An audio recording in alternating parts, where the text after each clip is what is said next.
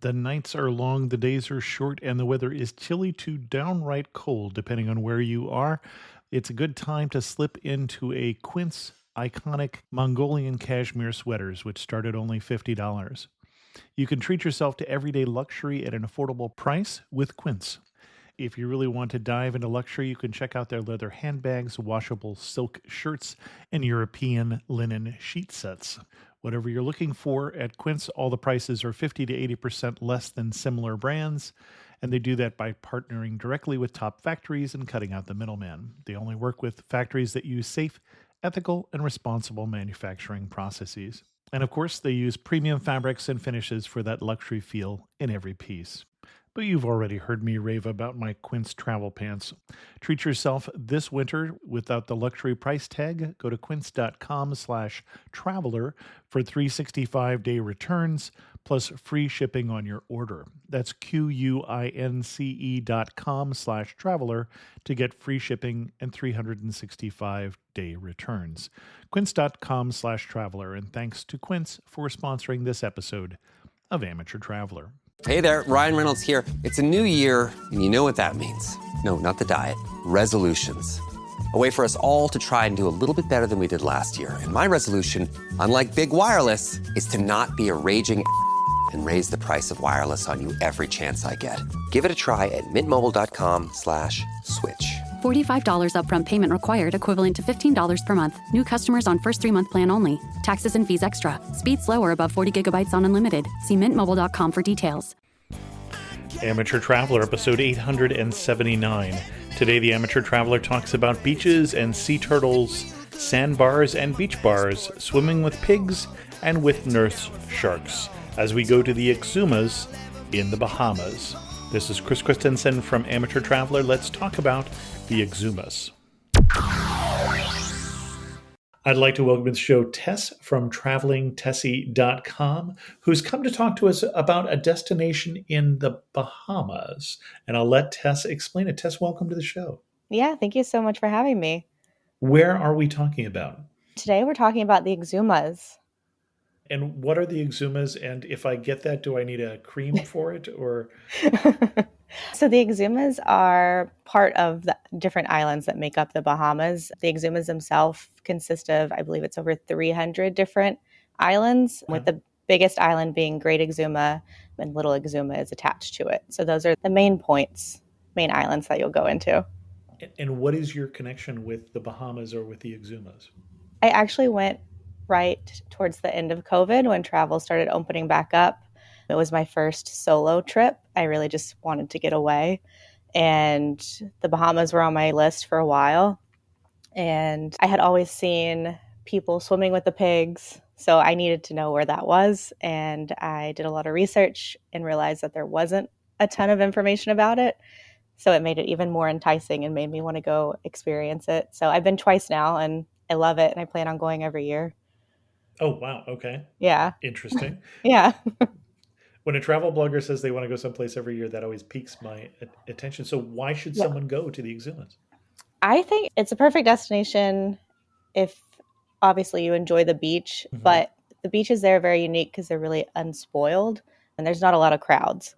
So if someone's interested in that, it's a really great destination for that. But it's also great for people with kids, for bachelorettes, couples, friend groups that are looking for a place to get away from it all. So in my eyes, like when I went, you hear about the hidden gems in travel, but this, I feel like Exumas is truly a hidden gem. Excellent. What kind of itinerary are you going to recommend for us? I am going to recommend an itinerary that covers the beach, the history of the island, and the culture of it, so you can get a taste of everything. Where are we going to start? You fly into Georgetown to get to the Exumas, and we're going to start the first day. You'll arrive probably before lunch, check into your hotel. Most of the hotels are right on the beach, so you can spend the afternoon relaxing on the beach. Some of the beaches and hotels have kayaks, paddleboards, so you can just spend the day getting a lay of the land, seeing what the area is and where the hotel is. And is there a particular hotel or type of hotel that you recommend we're staying at? Yeah, I typically stay at Paradise Bay. It's not your usual hotel, it's little individual bungalows on the beach. So you have the privacy aspect. So they have 1 and 2 bedroom bungalows. Another thing that's actually really unique about Exumas is there's not really a lot of resorts on the island. There's one big resort and it's Sandals. Everything else Okay. is home rentals or just small boutique hotels. Got it. So I don't have to be independently wealthy to stay at Paradise Bay. No, not at all. It's I Okay. think like $200 to $300 a night, so it's pretty affordable. Okay. Your first full day, I would recommend booking a full day boat tour. You'll leave early in the morning, probably around 8 a.m., and they do hotel pickups, so you don't have to worry about transportation. And you're going to hit all of the major touristy things. They're not really touristy compared to your tourist attractions like in Europe or somewhere, but these will be the big spots for the day. On a boat tour, you will go to Thunderball Grotto and go snorkeling, which is where part of one of the original James Bond movies was filmed. Okay. I was wondering if that was where possibly the movie Thunderball would be on the record. Yeah, okay. Could you tell I don't watch James Bond? It's you were not born yet when that movie No. came out. I think it's pretty safe to say. So No. And then also on the tour, you will go swimming with the nurse sharks at Compass Cay Marina. This part is totally optional. If you really don't want to swim with the sharks, you don't have to. It's an additional $10 if you want to. And I did it because I feel like it's a once in a lifetime thing. I will never do it again.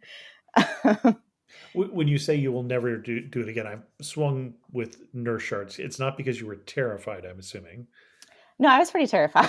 Oh, you were terrified. Okay. Yeah. I know they don't really hurt you, but I think it's just the adrenaline. And it is, to me, it's terrifying. And these are not man eaters, which is why you Mm-mm. so they're also not huge, maybe No. 5 feet long. Yeah. Yeah. There's a lot of them there. And Uh-huh. I think it's just the idea most people have of swimming with sharks. It may not be their first choice. So I feel like calling out that it's optional is very important. All right. And then after you swim with the sharks or not swim with the sharks, you will go to Pig Island, which is where you can swim with the pigs, which is probably the most popular thing to do in the Exumas. And I would recommend it because it is also a unique experience. I wouldn't pass up on that one. And these are also not man-eating pigs. We should No, they are wild pigs though. So they can be a little aggressive at times. Huh. Okay. Yeah. Yeah. Well, But why are we swimming with pigs? Why are the pigs swimming?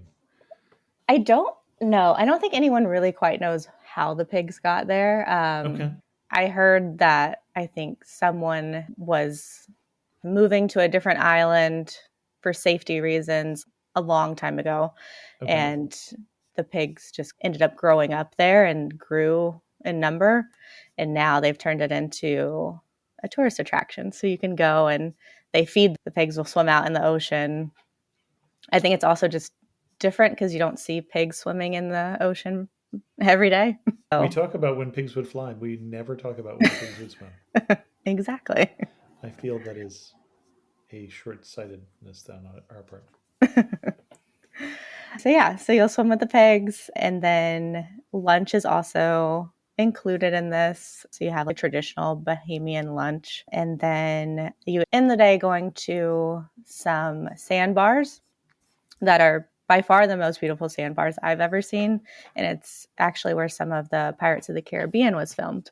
So if you can just imagine that, you're just walking around with that as your background. It's absolutely beautiful. And my impression is, as we're sailing along here, we're passing all sorts of little tiny islands and sandbars, and that it's a long string of some islands as big as my house is my impression. Am I on the right track? Yeah, some are very small islands. I would say the majority, are pretty small. Okay. Maybe like the size of your neighborhood or something. Okay.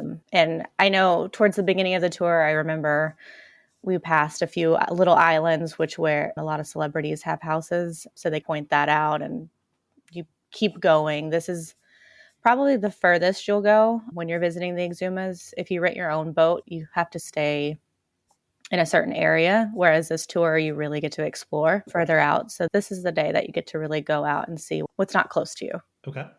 And so that is the first full day. And where are we Yeah. getting on that boat? Is that from Georgetown? No. So some will do pickups in Georgetown. Most of the tour companies will pick you up from your hotel. So you just let them know where you're staying, or what, if you're renting a home, you tell them what area it's in, and they send a van that will pick you and your small group up. And once you go in the van, they'll bring you back to where the boats are based, which is at the very northern part of Great Exuma up near Rollville. And that's where the boats depart. So when you say as far as we're going up to the northwestern ends of the Exumas. Yes. Okay. Okay. So day 3, we're going to stay in town, or on land at least, for the most part of the day, half of the day. And we're going to explore the town, which is Georgetown. Most people, when they refer to the town in the Exumas, they're talking about Georgetown. It's where the markets are. It's kind of the core of Great Exuma. And one of the main things to do for tourists when you're visiting Georgetown is go to the straw market.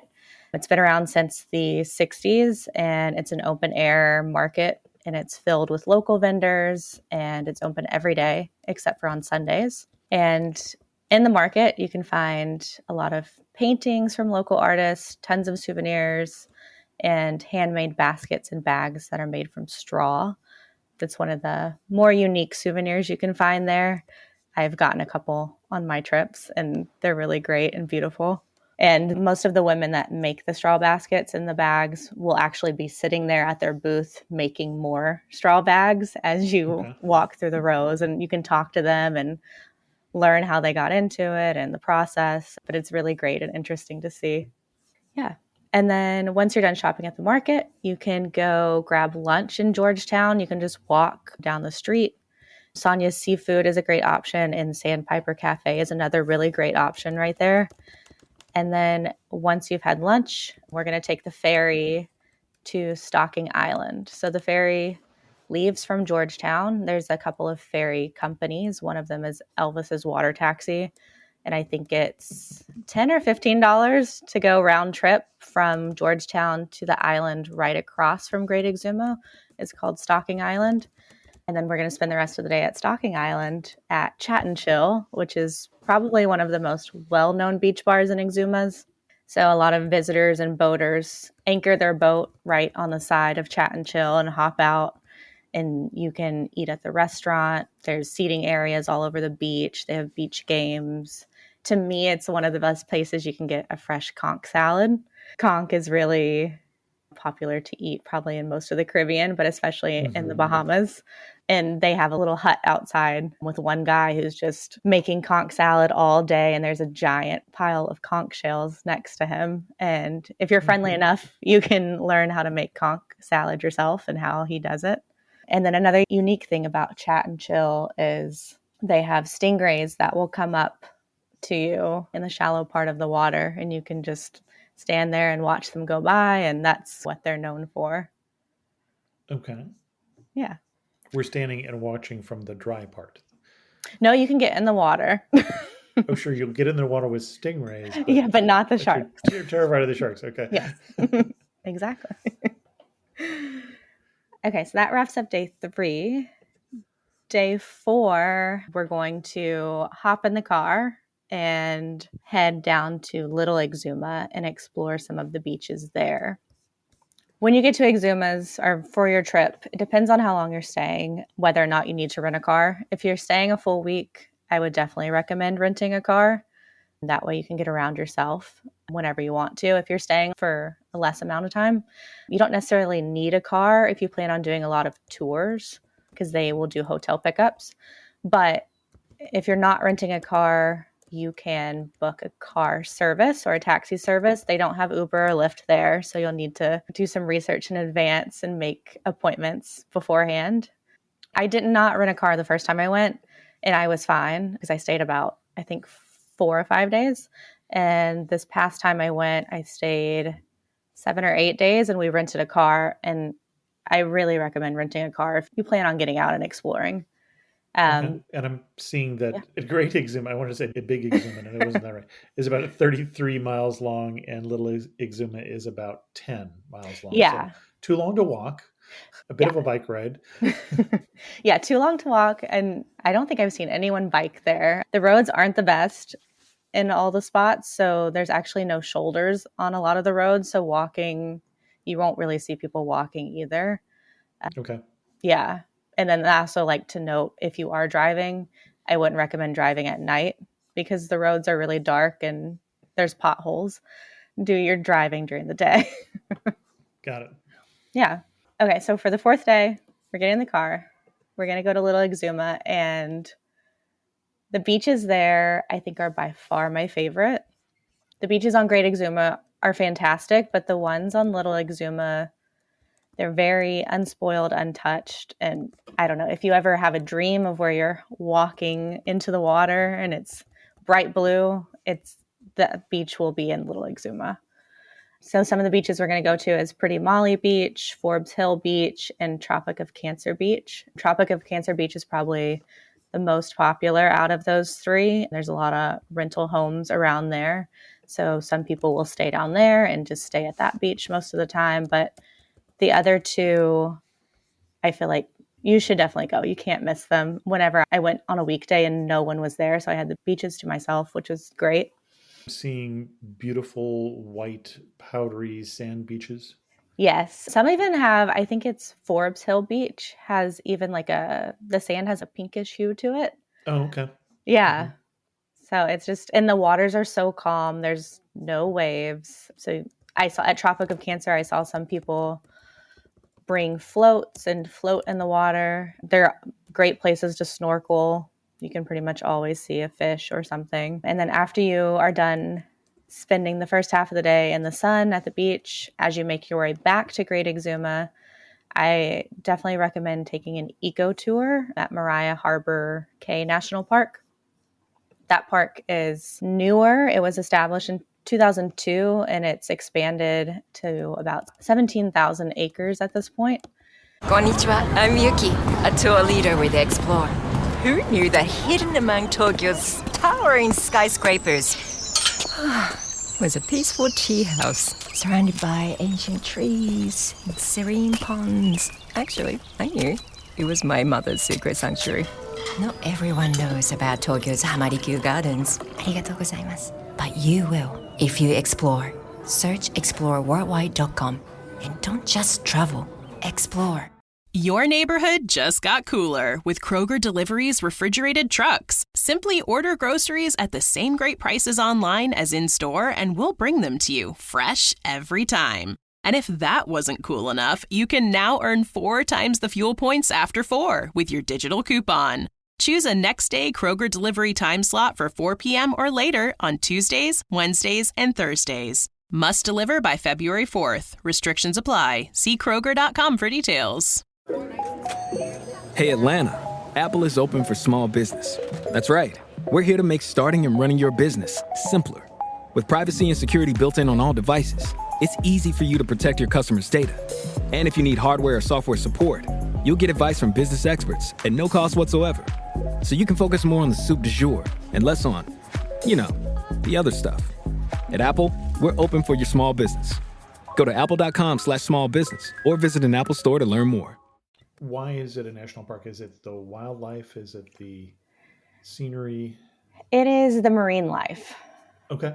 Yeah, it is mostly protecting the marine life. It's basically like an ocean park. I'm seeing It's all coral reefs and mangroves and Yeah. creeks and okay. Yeah, it's a lot of sandbars. They're really trying to protect the mangroves there. So there's a lot of areas there that boats are not allowed on. So I was really glad that I found the eco tour to do last time I went, because that's probably the best way to see it. It's kayaking, or you can do a stand-up paddleboard and you go through it on a guided tour, and they tell you why the park is important and what types of marine life live there.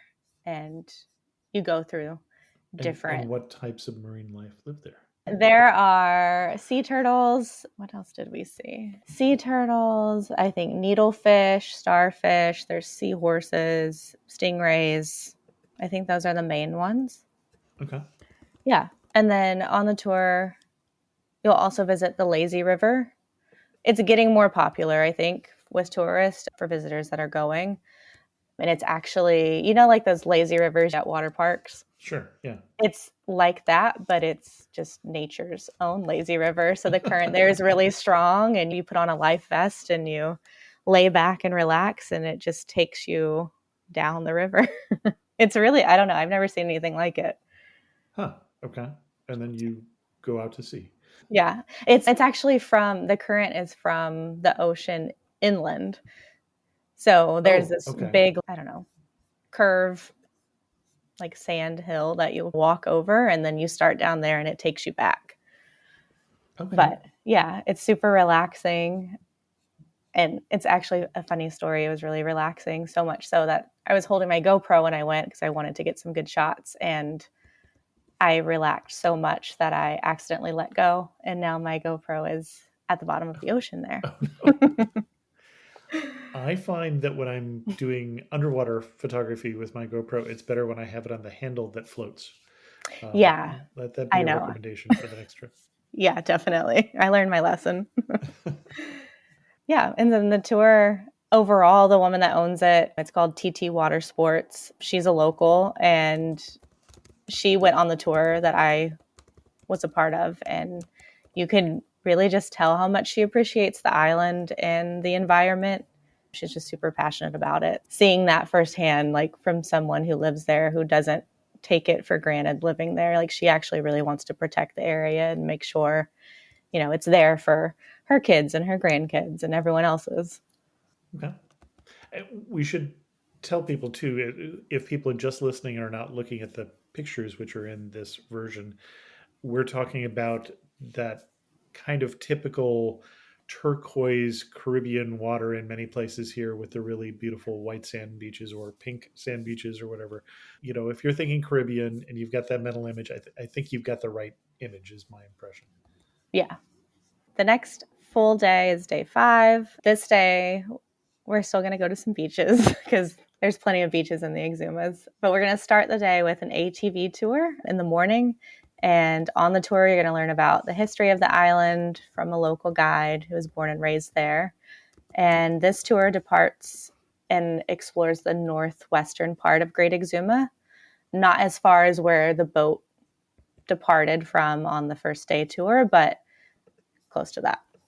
Okay. This tour, you'll make a stop at Coco Plum Beach, which is a really great beach for kite surfing.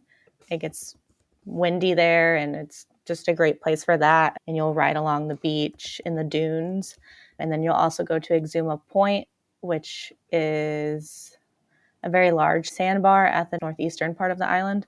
And it's really interesting to go there in the morning when the tide is low. You can see a lot of young marine life hanging out there. So even like young sharks and stingrays, you can just walk pretty far out, probably like a mile, maybe a mile and a half out into the water on the sandbar. And on either side, you can see small marine life swimming around. So that's pretty interesting to see. And then you'll also stop on the ATV tour at the historical site of Pompeii and the ruins of the jail. Okay.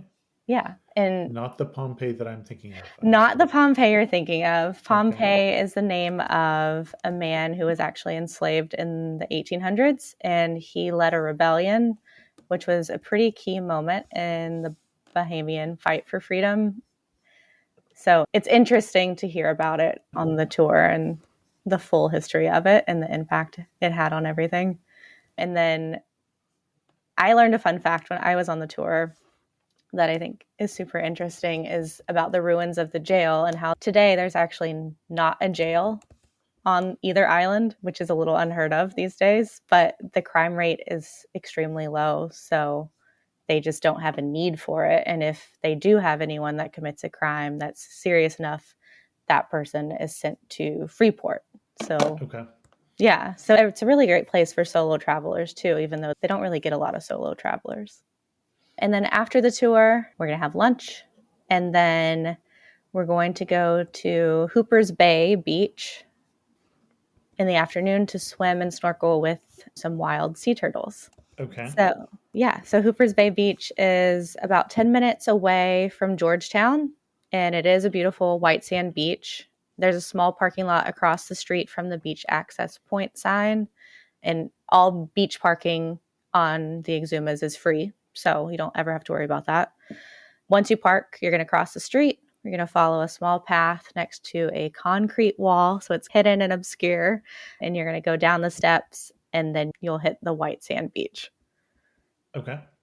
And then once you get in the sand, you're going to head to your right, walk about 10 minutes to a boardwalk, and that is where the sea turtles hang out, and you can stay there as long as you want to. It's completely free. You can just snorkel and follow them around. That's pretty much what I did because I love sea turtles.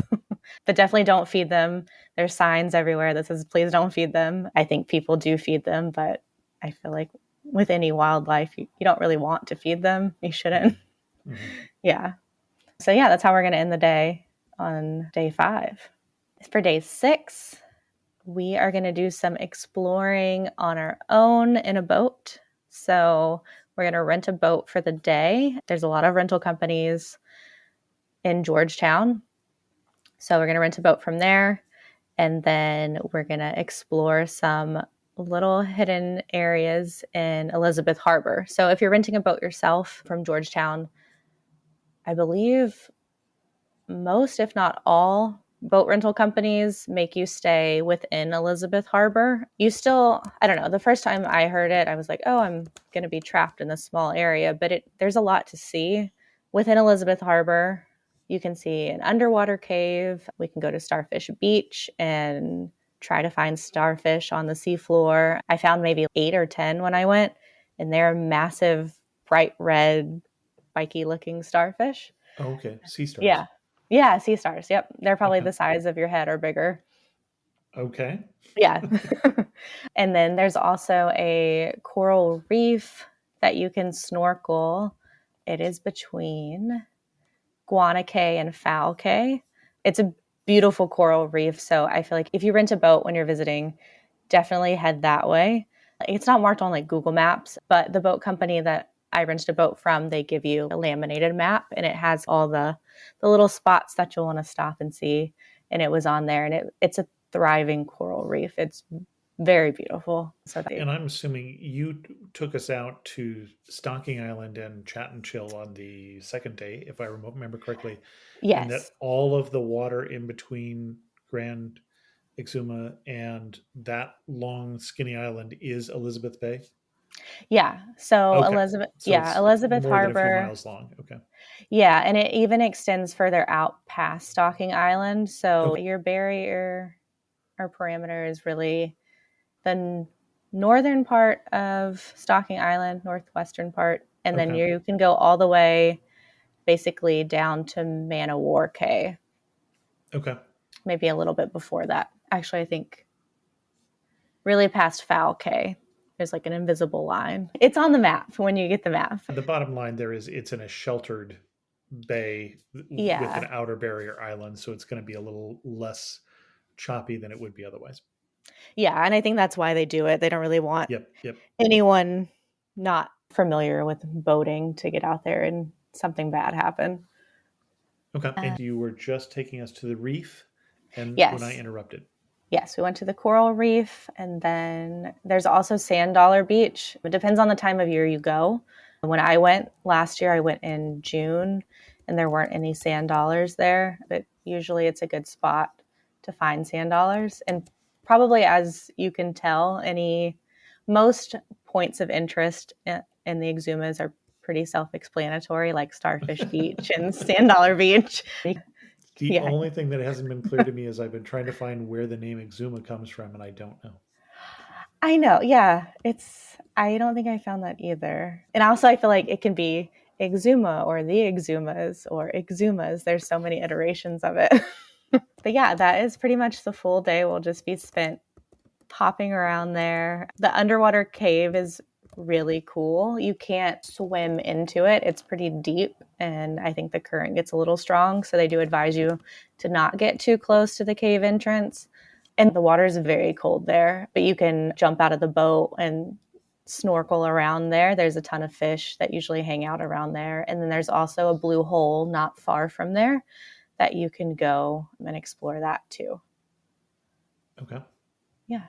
And then the last day, I would spend that going back to Exuma Point Beach. Depending on when you went for the ATV tour, it's probably going to be later in the day and not always at low tide. So if you can make it back there for low tide, that is definitely something to see. And then you're really just relaxing before you catch your flight back home. Excellent. Sound like you're wrapping us up there. Anything else we should know, though, before we book our trip to Bahamas and to the Exumas? I think probably something good to know that I was probably most surprised about is you're not going to find any supermarket, like big box names, big companies, any chain restaurants. You didn't mention it, but Georgetown is like 2,000 some people. You said town, not city. Yeah, town. Yeah. Yeah. But yeah, and I don't know if it's maybe I just personally haven't been really to any place that doesn't have a Starbucks, at least one, or one McDonald's, but they really don't have anything like that. And their government is pretty strict about it. And I think that makes it even more special of a place. They really take pride in the locals owning their own businesses and things. Okay. Yeah. I'm obviously packing a swimsuit and maybe my snorkel and fins and such. Anything else that I need to remember to take when I go to the Exumas? Lots of sunscreen. And I would bring one of those sun shirts because always. Even if you think your skin can take it, I definitely thought mine could, and it cannot. I gave up years ago on trying to get a tan. I just try to avoid the burn. Yeah. Excellent. And do you wear a rash guard then? Do you do the full long sleeve, long legs when you're out snorkeling then? No, I usually just keep to a long sleeve top. Okay. I'll probably start with a regular swimsuit top, and then halfway through the day, I'll throw on a long sleeve top. Got it. Yeah. Excellent. As we get to our wrap up questions, you're standing in the prettiest spot in the Exumas. Where are you standing? What are you looking at? I would be standing at Forbes Hill Beach, I think. Okay.